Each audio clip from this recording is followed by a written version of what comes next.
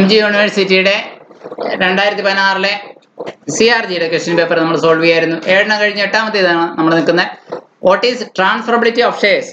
ഓഹരികളുടെ transferability എന്നതുകൊണ്ട് എന്താണ് ഉദ്ദേശിക്കുന്നത്? Transferability of shares refers to the ability of shareholders to transfer or assign their shares to another party. ഓഹരി ഉടമകൾക്ക് തങ്ങളുടെ കൈവശമുള്ള ഓഹരി മറ്റൊരു പാർട്ടിക്ക് കൈമാറുവാനുള്ള അവകാശമാണ് ട്രാൻസ്ഫറബിലിറ്റി എന്നതുകൊണ്ട് ഉദ്ദേശിക്കുന്നത്. മറ്റൊരു തരത്തിൽ പറഞ്ഞാൽ, in other words, it is the ability to sell, gift or otherwise transfer ownership of shares. വിൽക്കുവാനോ സമ്മാനമായി മറ്റൊരാൾക്ക് നൽകുവാനോ അതുമല്ലെങ്കിൽ ഉടമസ്ഥത മറ്റൊരാളെ കൈമാറുവാനുള്ള സാധ്യതയാണ്. ഇതിന്റെ ട്രാൻസ്ഫറബിലിറ്റിയുടെ സവിശേഷതകൾ നമുക്ക് നോക്കാം. ഒന്ന്, freedom to transfer. Share holder have the right to transfer their shares to anyone they choose. അവർക്ക് താല്പര്യമുള്ള ഏതൊരു വ്യക്തിക്കും ട്രാൻസ്ഫർ ചെയ്യാം. 2, നോ റെസ്ട്രിക്ഷൻസ്. മറ്റ് യാതൊരു നിബന്ധനകളുമില്ല. There are no restrictions on the transfer of shares except those imposed by law or the company's articles of association. Share ട്രാൻസ്ഫറിനെ സംബന്ധിച്ച് കമ്പനിയുടെ ആർട്ടിക്കിൾസ് ഓഫ് അസോസിയേഷനിൽ എന്തെങ്കിലും റെസ്ട്രിക്ഷൻ ഉണ്ടെങ്കിൽ അത് ബാധകമാണ്, അതല്ലാതെ മറ്റൊന്നും ബാധകമല്ല. അല്ലെങ്കിൽ നിയമം എന്തെങ്കിലും റെസ്ട്രിക്ഷൻ വയ്ക്കുന്നുണ്ടെങ്കിൽ അത് ബാധകമാണ്, അതല്ലാതെ മറ്റൊരു യാതൊരു തരത്തിലുള്ള നിബന്ധനകളും ഷെയർ ട്രാൻസ്ഫറിന് ഇല്ല എന്നുള്ളതാണ് എൻ്റെ രണ്ടാമത്തെ സവിശേഷത. 3, ഓണർഷിപ്പ് ചേഞ്ച് ആകുന്നു എന്നുള്ളതാണ്. അതായത് the new owner acquires all the rights and responsibilities with those shares. ആ ഷെയറിന്റെ അവകാശങ്ങളും അതുപോലെ ഉത്തരവാദിത്തങ്ങളും പുതിയ ഓണറിൽ പൂർണ്ണമായി എത്തിച്ചേരുന്നു എന്നുള്ളതാണ്. മറ്റൊരു ചോദ്യം, who is CEO, chief executive officer ആരാണെന്നുള്ളതാണ്. He is the highest ranking individual in a company. ഒരു കമ്പനിയിലെ ഏറ്റവും തലപ്പത്തുള്ള വ്യക്തിയാണ്. He is responsible for overall success and making the top level managerial decisions. കമ്പനിയുടെ ഓവറോൾ സക്സസിന് അദ്ദേഹം ഉത്തരവാദിയാണ്. കമ്പനിയുടെ ടോപ്പ് ലെവൽ മാനേജീരിയൽ ഡിസിഷനുകൾ അദ്ദേഹമാണ് എടുക്കുക. They report directly to and are accountable to the board of directors for the company's performance. അതുപോലെ തന്നെ കമ്പനിയുടെ ബോർഡ് ഓഫ് ഡയറക്ടേഴ്സിന് ഉത്തരവാദിത്തപ്പെട്ട വ്യക്തിയുമാണ്.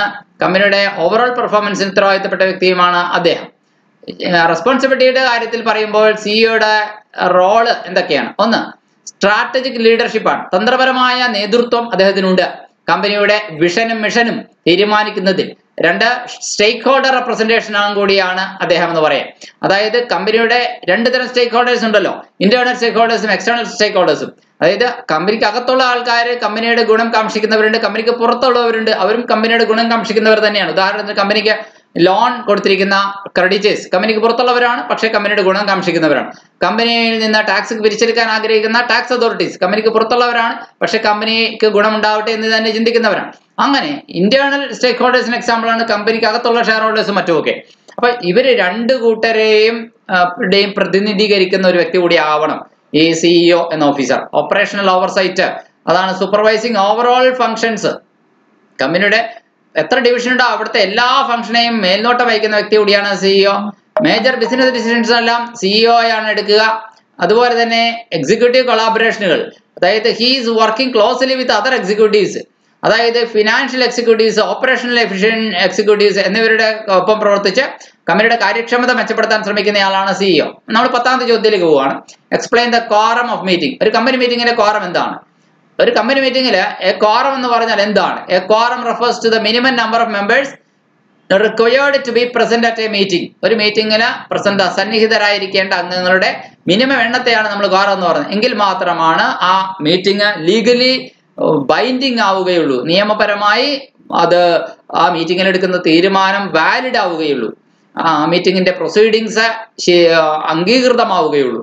അത്തരത്തിലുള്ള മിനിമം അംഗങ്ങളുടെ എണ്ണത്തെ പറയുന്ന പേരാണ് ക്വാറം. സെക്ഷൻ ബിയിലാണ് ഇനി അടുത്ത ചോദ്യം 11ാമത്തേത്. അത് 2 മാർക്കിന്റെ ചോദ്യമാണ്. ഇത്രയും നേരം 10 ചോദിച്ചത് 1 മാർക്കിന്റേതായിരുന്നു. Discuss the eligibility to become a director. ഒരു കമ്പനി ഡയറക്ടർ ആവാനായിട്ട് എന്താണ് എലിജിബിലിറ്റി ക്രൈറ്റീരിയ എന്നാണ് ചോദ്യം. To be eligible to become a director of a company, ഒരു കമ്പനിയുടെ ഡയറക്ടർ ആവുന്നതിന് an individual must meet certain requirements and qualifications. ഒരു വ്യക്തിക്ക് ചില റിക്വയർമെന്റ്സ്, ചില ക്വാളിഫിക്കേഷൻസ് ആവശ്യമാണ്, which vary depending upon the jurisdiction and the type of company. കമ്പനിയുടെ jurisdiction എന്ന് വെച്ചാൽ കമ്പനിയുടെ അധികാരപരിധിയും കമ്പനിയുടെ ടൈപ്പും അനുസരിച്ച്. എക്സാമ്പിൾ പറയാണ്, ബേസിക് എലിജിബിലിറ്റി ക്രൈറ്റീരിയ എന്തൊക്കെയാണെന്ന് നമുക്ക് നോക്കാം. ഏജിന്റെ കാര്യത്തിൽ the individual must be at least 18 years old. 18 വയസ്സെങ്കിലും ആയ ആളായിരിക്കണം. രണ്ടാമത്തത് അദ്ദേഹത്തിന്റെ കപ്പാസിറ്റിയാണ്. That individual must have the mental capacity to understand and fulfil the duties of a director. ഒരു ഡയറക്ടറുടെ ഡ്യൂട്ടീസ് മനസ്സിലാക്കാനും അത് പൂർത്തീകരിക്കാനുമുള്ള മാനസിക ക്ഷമതയുള്ള വ്യക്തിയായിരിക്കണം അദ്ദേഹം. എങ്കിലാണ് ഡയറക്ടർ ആവാനുള്ള ഒരു ക്വാളിഫിക്കേഷൻ എന്ന് പറയുന്നത്. അതൊക്കെ ബേസിക് എലിജിബിലിറ്റി ക്രൈറ്റീരിയ ആണ്. പിന്നെ സോൾവെന്റ് ആയിരിക്കണം എന്ന് പറഞ്ഞാൽ കടബാധ്യത വീട്ടിൽ തീർക്കാൻ കപ്പാസിറ്റിയുള്ള ആസ്തിയുള്ള വ്യക്തിയായിരിക്കണം. ബാങ്ക്രപ്റ്റ് ആവരുത്, ഇൻസോൾവെന്റ് ആവരുത് എന്നർത്ഥം. ഇനി അഡീഷണൽ റിക്വയർമെന്റ്സ് പറയട്ടെ. Some companies may require directors to have specific qualifications. ചില കമ്പനികൾ പറയാറുണ്ട് ചില സ്പെസിഫിക് ക്വാളിഫിക്കേഷൻ വേണം, such as a university degree or professional certification, ഇങ്ങനെയൊക്കെ പറയാറുണ്ട്. ഇനി experience. Many companies require directors to have relevant business or industry experience. പ്രസക്തമായ business എക്സ്പീരിയൻസും ഇൻഡസ്ട്രി എക്സ്പീരിയൻസും ആവശ്യമാണ് എന്ന് ചില കമ്പനികളുടെ ഡയറക്ടർമാരുടെ കാര്യത്തിൽ പറയാറുണ്ട്. അതുപോലെ തന്നെ independence. Some companies may require directors to be independent. ഡയറക്ടർമാർ ഇൻഡിപെൻഡന്റ് ആവണം എന്ന് ചില കമ്പനികൾ ആവശ്യപ്പെടാറുണ്ട്. Meaning they are not employed by the company or have any other conflicts or interest. ഇനി residency. Some jurisdictions require directors to be residents of the country. ചില jurisdictions ആവശ്യപ്പെടുന്ന ഡയറക്ടർമാരെ ആ നാട്ടുകാരായിരിക്കണം.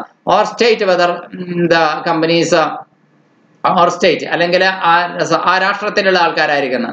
വേർ ദ കമ്പനീസ് ഇൻകോർപ്പറേറ്റ്, ഏത് രാജ്യത്താണ് company register ചെയ്തിരിക്കുന്നത് അവിടുത്തെ residence ആയിരിക്കണം എന്നും ചില കമ്പനി ജൂറിസ്ഡിക്ഷൻ അങ്ങനെ പറയാറുണ്ട് ചില കമ്പനികളുടെ കാര്യത്തിൽ.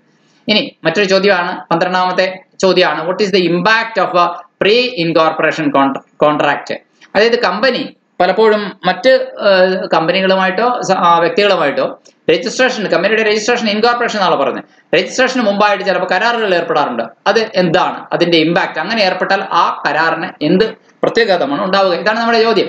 A pre incorporation contract is an agreement entered into by a person or group of people before a company is formed. ഒരു കമ്പനി രൂപപ്പെടുന്നതിന് മുമ്പ് ഒരു വ്യക്തി അല്ലെങ്കിൽ ഒരു ഗ്രൂപ്പ് ഓഫ് പേഴ്സൺസുമായിട്ട് കമ്പനി ഏർപ്പെടുന്ന എഗ്രിമെന്റുകളെയാണ് with the intention of binding the company to the contract once it is incorporated. Company എന്നാണ് ഇൻകോർപ്പറേറ്റ് ചെയ്യുന്നത് അന്ന് മുതൽ ആ കരാറ്, ആ ഉടമ്പടി കമ്പനിയും ബാധകമാകണം എന്ന ഉദ്ദേശത്തോടുകൂടി, ഇന്റൻഷനോട് കൂടിയിട്ട് ഉണ്ടാക്കുന്ന കരാറുകളാണ് പ്രീ ഇൻകോർപ്പറേഷൻ കോൺട്രാക്റ്റുകൾ എന്ന് പറയുന്നത്. സത്യത്തിൽ നോ കോൺട്രാക്ച്വൽ കപ്പാസിറ്റിയാണ്. ഒരു കമ്പനിക്ക് അന്ന് കമ്പനി നിലവിൽ വന്നിട്ടില്ലാത്തതുകൊണ്ട് തന്നെ കമ്പനിക്ക് കരാറിൽ ഏർപ്പെടാനുള്ള കപ്പാസിറ്റി ആകുന്നില്ല. കാരണം നിയമത്തിന് മുമ്പിൽ ഒരു വ്യക്തി ആയിട്ടില്ല, ലീഗൽ പേഴ്സണാലിറ്റി ഫോം ചെയ്തിട്ടില്ല. A company has no contractual capacity before it is incorporated. So it cannot be bound by pre incorporation contract. അങ്ങനെ കമ്പനി രൂപപ്പെട്ട് കഴിഞ്ഞതിന് ശേഷം ഇത് കമ്പനിയെ ബൈൻഡിങ് അപ്പ് ആവണമെന്ന ഉദ്ദേശവും ആഗ്രഹവും അവർക്കുണ്ടായിരുന്നാൽ പോലും അത് സ്റ്റാൻഡിങ് ഇല്ലാത്ത ഒരു എഗ്രിമെന്റ് ആയി മാറും എന്നുള്ളതാണ്. No liability. Company is not liable for any obligations or debts incurred under the pre-incorporation contract. Registration മുൻപ് ഉണ്ടാക്കുന്ന കോൺട്രാക്റ്റുകൾക്ക് കമ്പനി യാതൊരു തരത്തിലും ഒബ്ലിഗേഷൻസ് കമ്പനിക്ക് ഇല്ലാത്തതാണ്, കമ്പനി ലയബിൾ അല്ലാത്തതാണ്. അടുത്തത് പ്രൊമോട്ടേഴ്സ് ലയബിലിറ്റിയാണ്. The person or group of people who entered into the pre-incorporation contract. മിക്കവാറും കമ്പനി നിലവിൽ കൊണ്ടുവരുന്ന ആൾക്കാർ, persons who bring the company into existence, അവർ പ്രൊമോട്ടർമാരെന്നാണ് പറയുന്നത്. ഈ പ്രൊമോട്ടർമാർക്ക് വാസ്തവത്തിൽ ബാധ്യതയുണ്ട്, മേ ബി പേഴ്സണലി ലയബിൾ. അവർക്ക് വ്യക്തിപരമായ ബാധ്യതയുണ്ട്. അങ്ങനെ എന്തെങ്കിലും ഒബ്ലിഗേഷൻസ് ഒരു കരാർ പ്രകാരം പ്രീ ഇൻകോർപ്പറേഷനിൽ ഉണ്ടാക്കിയാൽ ആ കരാർ പൂർത്തീകരിക്കാനും അതുമായി ബന്ധപ്പെട്ട ബാധ്യതകൾ നിവൃത്തി ചെയ്തു കൊടുക്കാനുമുള്ള ഉത്തരവാദിത്തം പ്രൊമോട്ടർമാർക്ക് ഉണ്ടായിരിക്കും എന്നാണ്, അല്ലാതെ കമ്പനിക്ക് ഇല്ല നേരിട്ട്. ഇനി 4ാമത്തെ പോയിന്റ് പറയാണ് adoption of contract. Once the company is incorporated it may adopt the pre incorporation contract. കമ്പനിക്ക് രജിസ്ട്രേഷന് ശേഷം, ഇൻകോർപ്പറേഷന് ശേഷം വേണമെങ്കിൽ മുൻപ് ഉണ്ടാക്കിയ പ്രീ ഇൻകോർപ്പറേഷൻ കോൺട്രാക്ട് അഡോപ്റ്റ് ചെയ്യാവുന്നതേ ഉള്ളൂ, making it A binding obligation on the company. അങ്ങനെ അത് കമ്പനിക്ക് ബൈൻഡിങ് ഒബ്ലിഗേഷൻ ആയി മാറ്റാവുന്നതേ ഉള്ളൂ. മറ്റു ചോദ്യം, what is the legal provision regarding the board meeting. Board മീറ്റിംഗിന്റെ ലീഗൽ പ്രൊവിഷൻ എന്താണ്? The legal requirements regarding the board meeting vary by jurisdiction. Legal provisions, board മീറ്റിംഗിന്റെ ലീഗൽ പ്രൊവിഷൻസ് അതിന്റെ അധികാര പരിധിക്ക് അനുസരിച്ച് വ്യത്യാസപ്പെട്ടിരിക്കുന്നു. But here are some general guidelines. പക്ഷേ ചില പൊതു മാർഗരേഖകൾ പറയുന്നു. ഒന്ന്, റിട്ടൺ നോട്ടീസ് ആണ്. Notice of board meeting must be given to all directors in writing. Board മീറ്റിംഗിലെ നോട്ടീസ് എല്ലാ ഡയറക്ടേഴ്സിനും രേഖാമൂലം നൽകുന്നതാണ്. Which can include email or other electronic means. അത് ഇമെയിൽ, മറ്റേ ഇലക്ട്രോണിക് മീൻസിന് ഒക്കെ ഉൾപ്പെടുത്താവുന്നതാണ്. അടുത്ത, minimum notice period. The notice period varies by jurisdiction. ഇതിന് നോട്ടീസ് പീരീഡ് എന്ന് പറയുന്നത് അതിന്റെ അധികാര പരിധിക്ക് അനുസരിച്ച് വ്യത്യാസപ്പെട്ടിരിക്കുന്നു. But it is typically between 7 to 30 years. Minimum notice period എന്ന് പറയുന്നത്, അതായത് ബോർഡ് മീറ്റിംഗിന്റെ നോട്ടീസ് പീരീഡ് എന്ന് പറയുന്നത് 7 മുതൽ 30 വരെ ദിവസം വരെയാണ് സാധാരണഗതിയിലാണ് കേട്ടോ. ഇനി കണ്ടന്റ് ഓഫ് നോട്ടീസ്, ബോർഡ് മീറ്റിംഗിന്റെ കണ്ടന്റ് എന്തായിരിക്കണം? The notice must include the date. Board മീറ്റിംഗിന്റെ ഡേറ്റ് എന്താണ്, ടൈം എന്താണ്, ലൊക്കേഷൻ എവിടെ വെച്ചാണ് മീറ്റിംഗ് ചേരുന്നത്, എന്താണ് മീറ്റിംഗിന്റെ പർപ്പസ് തുടങ്ങിയവ ബോർഡ് മീറ്റിങ്ങിനെ സംബന്ധിച്ച് അറിയിച്ചിരിക്കണം. അതാണ് ആ നോട്ടീസിൽ ഉണ്ടായിരിക്കണം, മീറ്റിംഗിന്റെ നോട്ടീസിൽ ഉണ്ടായിരിക്കണം. നമ്മുടെ ചോദ്യം ഒരിക്കൽ കൂടി ഓർക്കുക, what is the legal provision regarding board meeting. അപ്പോൾ ബോർഡ് മീറ്റിംഗിന് നോട്ടീസ് റിക്വയർമെന്റ്സ് ആണ് നമ്മളിപ്പോൾ പറഞ്ഞുകൊണ്ടിരിക്കുന്നത്. ഇനി ബോർഡ് മീറ്റിംഗിന് കോറം റിക്വയർമെന്റ്സ് ഉണ്ട്. അതെന്തൊക്കെയാണെന്ന് നോക്കാം. Quorum, a quorum which is the minimum number of directors required to be present must be present for the meeting to be valid. എന്താണ് quorum എന്നൊക്കെ നമ്മൾ പറഞ്ഞു കഴിഞ്ഞാൽ, മീറ്റിംഗ് വാലിഡ് ആകണമെങ്കിൽ അതിൽ പേഴ്സണലി പ്രസന്റ് ആയിരിക്കേണ്ട അംഗങ്ങളുടെ എണ്ണമാണ് കോറം എന്ന് പറയുന്നത്.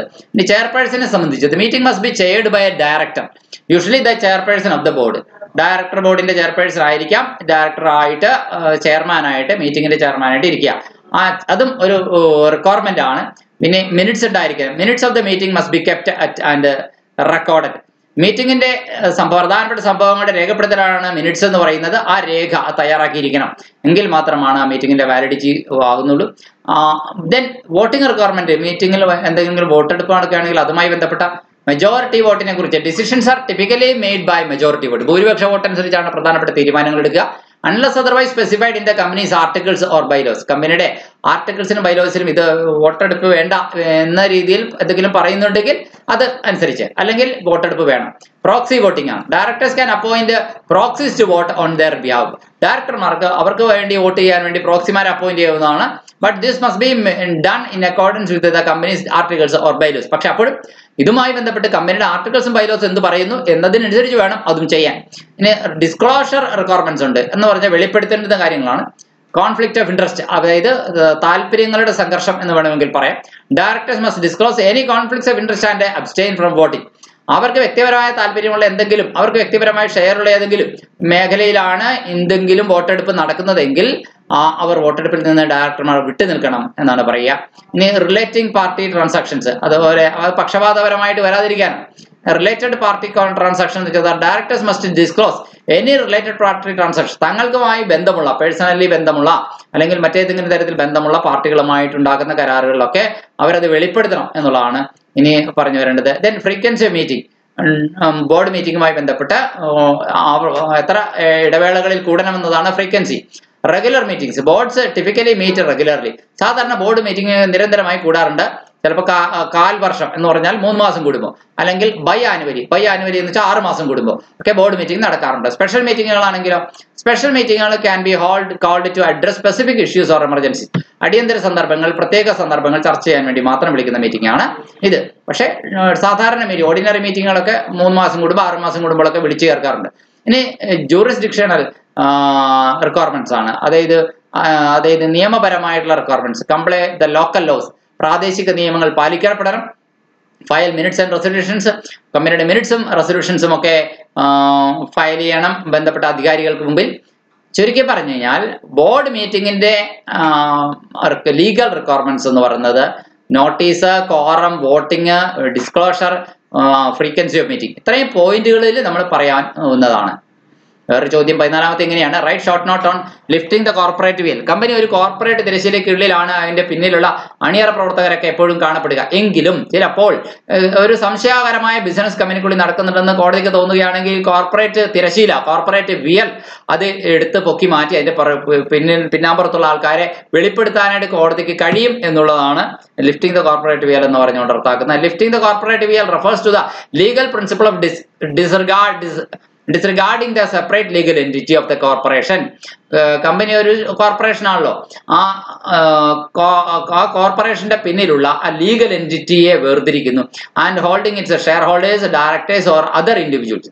വ്യക്തിപരമായിട്ട് ഡയറക്ടർമാരെയോ ഷെയർ ഹോൾഡർമാരെയോ മറ്റു വ്യക്തികളെയോ കമ്പനി ചെയ്യുന്ന പ്രവർത്തനങ്ങൾക്ക് ഉത്തരവാദികളാക്കുന്നു. കാരണം അവർക്കൊരു പ്രൊട്ടക്ഷന്റെ പിന്നിലാണ് അവരെപ്പോഴും നിൽക്കുന്നത്. കോർപ്പറേറ്റ് തിരശ്ശീലയ്ക്ക് മറവിലാണ് അവർ നിൽക്കുന്നത്. അവരുടെ ബാധ്യതകളും ഒക്കെ പരിമിതപ്പെടുത്തപ്പെട്ടിരിക്കുകയാണ്. എങ്കിൽ കൂടി സംശയകരമായ എന്തെങ്കിലും പ്രവർത്തനങ്ങൾ ഉണ്ട് എന്ന് തോന്നുകയാണെങ്കിലാണ് ഈ കോർപ്പറേറ്റ് തിരശ്ശീല എടുത്ത് മാറ്റി ആ സംരക്ഷണം അവർക്ക് എടുത്തു കളയും. Courts may lift the corporate veil in situations where fraud or misrepresentation is taking place.